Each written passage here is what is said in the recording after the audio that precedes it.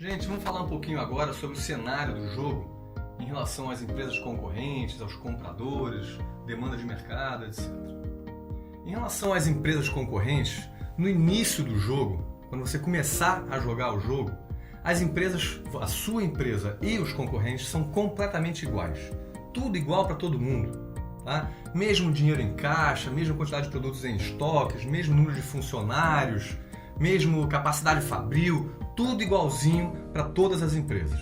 A partir da primeira decisão, aí as empresas começam a tomar as suas direções, se diferenciando nas suas estratégias, nas suas decisões. Então, as empresas inicialmente são exatamente iguais. Nesse nosso mercado, nesse nosso país simulado, a gente está simulando aqui como se fosse um país, né? A gente tem um governo insatisfeito com os investimentos, com os baixos investimentos. O governo considera que as empresas têm feito baixos investimentos em pesquisa e desenvolvimento e na qualidade de seus produtos. O governo considera que as empresas têm um preço elevado em relação à baixa qualidade que esses produtos têm. Tá?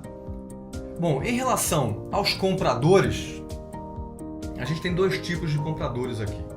Os compradores habituais e os compradores volúveis.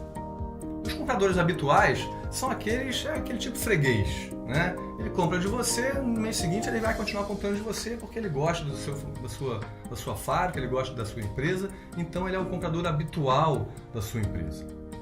Agora, quando você eleva o preço, faz um aumento de preço, o seu comprador habitual ele se torna volúvel. Ele vai olhar a concorrência. Ele não vai abandonar você. Ele vai colocar o seu produto da sua empresa numa prateleira, vai olhar o seu produto junto com os produtos da concorrência e aí vai ver qual é o melhor custo-benefício para ele e vai decidir. Ele pode até comprar de você, mas ele vai olhar a concorrência. Esse é o comprador volúvel. Mesmo que você não aumente o preço, até 1/3 dos seus compradores habituais, eles são volúveis. Eles vão olhar a concorrência, vão olhar o preço, a qualidade dos produtos concorrentes e vão tomar a decisão. Então, esse comprador volúvel, ele avalia tudo em relação ao produto, preço, qualidade, como ele foi impactado com marketing, propaganda.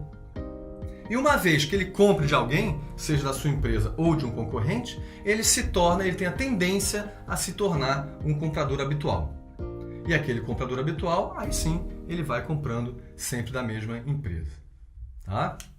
Bom, falando um pouquinho agora sobre o comportamento de demanda, né? Então a gente tem que diferenciar bem o que é demanda e o que é venda, né? A gente está falando agora de demanda. Demanda são aquelas pessoas que se aproximam da sua empresa e querem comprar. Se você tiver estoque e tiver o preço e qualidade, etc., você acaba vendendo. Mas você pode não vender ou perder aquela venda caso você não tenha estoque, mas você teve demanda, certo? Vamos falar um pouquinho então do comportamento de demanda. O comportamento de demanda, ele é como se fosse uma função de algumas variáveis, né? A primeira dessas variáveis é uma tendência global. Essa tendência global é a tendência do mercado como um todo, né? Se todas essas empresas concorrentes resolvem diminuir, secar, diminuir custos, demite, né, não investe tanto, etc., o mercado como um todo, o nosso país, o PIB do nosso país, ele começa a se retrair um pouquinho também, né? Agora, se todas as empresas resolvem contratar, ampliar, investir, pagar bons salários e tal, o PIB, a economia, ela fica aquecida e essa demanda como um todo se torna aquecida, né? Começa a ficar aquecida e aí tem uma tendência de um crescimento de demanda.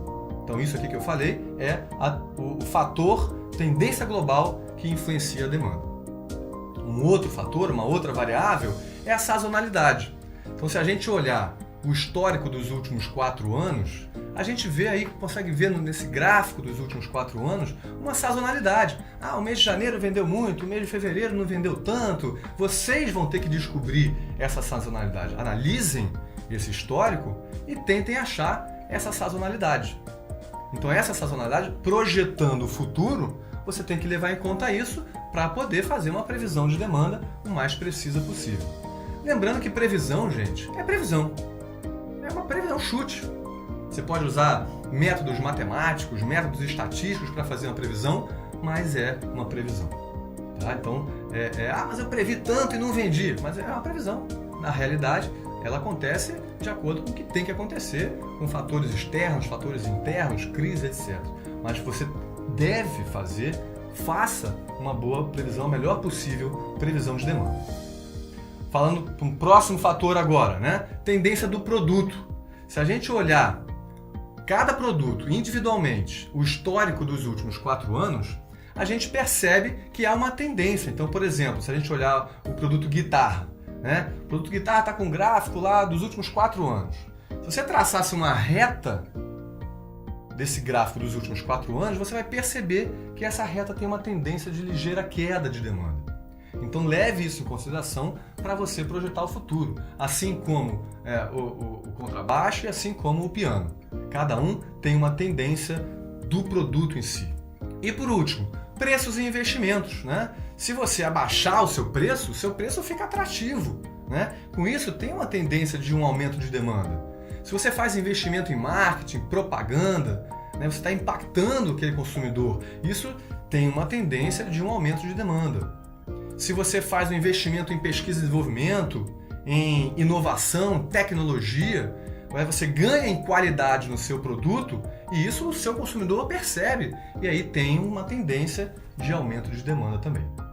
Tá? Então, comportamento de demanda, tendência global, sazonalidade, tendência do produto em si e preços e investimentos. Tá? São 4 fatores que influenciam a demanda. Então não adianta você falar assim, poxa, mas eu abaixei o meu preço e a demanda não aumentou. Mas aí você está falando só de um desses fatores.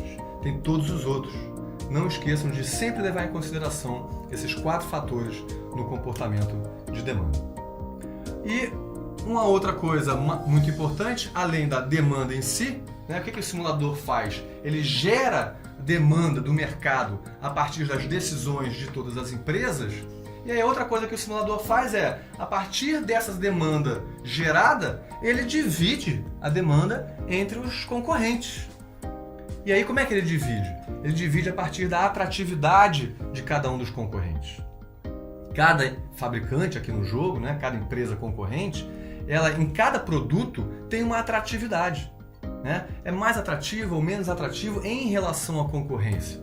Como é que essa atratividade funciona? Ela também é uma função de 4 variáveis aí, de preço, quanto menor o preço, mais atrativo, propaganda e promoção, né? Quanto mais propaganda e promoção, mais atrativo é, tecnologia, né? Inovação tecnológica, pesquisa e desenvolvimento é o terceiro fator, né? Quanto mais inovação, mais investimento em tecnologia, mais atrativo, melhor o seu produto fica em qualidade, com isso ele se torna mais atrativo.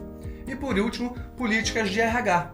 Quanto melhor você paga salários, né, benefícios, participação nos lucros, e aí o seu trabalhador fica mais satisfeito, aperta melhor aquele parafuso, sai um produto com mais qualidade.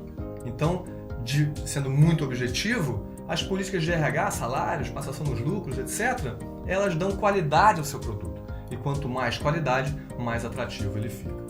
Certo? Então, se a gente for olhar aí, eu estou colocando agora esse slide do histórico dos últimos 4 anos, a gente vê aí que no ano -3, então não é ano tracinho 3, é ano -3, significa que é 4 anos atrás. Né? Então no ano -3, a gente tem um histórico de janeiro a dezembro, o ano -2, ano -1, o ano 0 que é o ano passado.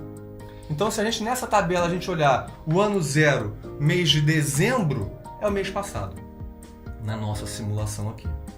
Então a gente vai começar o jogo e tal, estou na primeira rodada. Peraí, qual foi a demanda do mês passado? Você tem que olhar o ano 0, dezembro. Essa foi a demanda do passado. Certo? Então a gente tem aí a demanda, vocês têm acesso a esse gráfico, a essa tabela, essa planilha em Excel para você poder trabalhar com esse histórico dos últimos 4 anos e quem sabe projetar o futuro de demanda, tanto da guitarra quanto do contrabaixo. Né? De novo, se a gente traçar uma reta, né? Nesse caso do contrabaixo, por exemplo, você percebe que tem um ligeiro crescimento de demanda desse mercado. E por último, o piano digital, a gente vê que o crescimento é bastante grande. Né? Há 4 anos atrás nem tinha venda desse produto e no mês passado a demanda tem sido muito boa. Então a projeção futura nos parece que tem bastante crescimento. Essa é a previsão que a gente faz nesse momento para esse produto. Até o próximo vídeo.